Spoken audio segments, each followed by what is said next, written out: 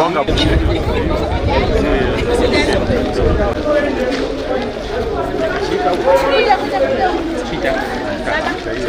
have said no election without democracy. We are a democratic country. We appreciate the various articles of the Constitution that gives us that chance to redeem the leadership of our union and give it back to the members.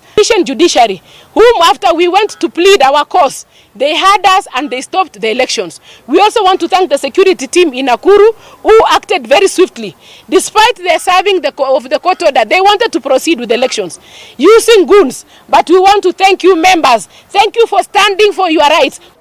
The elections that had been called for the national elections, I believe it was not the elections. It was like a scam. It's like a scam, and it was like to rubber stamp. They already decided the decision.